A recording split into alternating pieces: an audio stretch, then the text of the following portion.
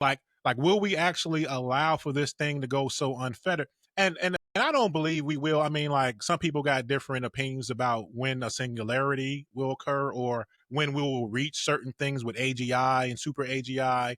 But I think that, like I said, we'll get our shot stepping in and saying whether or not we're going to say, hey, kids, stop jumping on the bed because one of you guys are going to get hurt. Like, we're going to have our moment to kind of get in the way and say, okay, this is the fork in the road. Are we going to take the responsible way or are we just going to go pedal to the metal even more?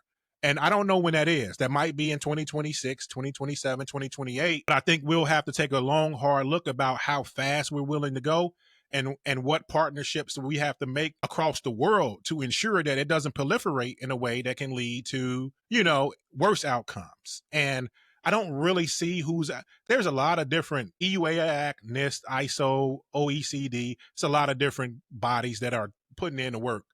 Tech Jack Solutions, we're putting in the work to try to figure out how to guide people. But I mean, just right now isn't really a popular and sexy thing right now, right? It's just like it has to be laws. It has to be a reason why people will adopt it and get caught up on this. And we'll be ready. Yeah, I don't know.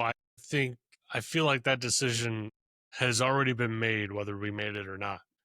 Like you look at X and you just look at, like XAI, right? You look at the amount of money that they're putting into building these AI data centers, right? It's so much money where they're paying companies to build nuclear power plants, pretty close to it just to add, power to the data center to power another million NVIDIA GPUs, right? I mean, when you look at that level of investment and someone says, hey, we should like pump the brakes on this thing and build in some sort of control or limit what it can do and all this sort of stuff, I just don't think the people in power will be like, yeah, that's a good idea. They'll be like, no, we're going to continue putting the pedal to the floor and we'll secure this plane as it flies. That's what we've always done. Yeah.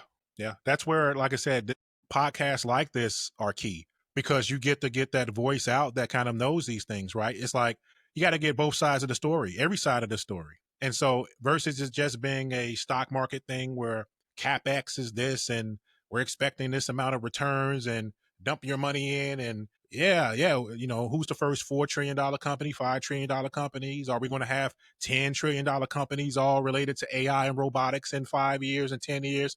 Yeah, maybe. But like I said, what do we risk? And was it worth it? Right. And it's like, people coming on, like you said, you bring in, you talk about these topics because this is how it bubble ups to the surface. And like I said, maybe it's just a situation where it's like, if enough people are saying it, we're bringing up the facts, we're bringing up, very common sense approaches and risk. Like I said, maybe a little bit at a time, we add the things in that can, stop it from being, a chain reaction of, a cataclysm, right?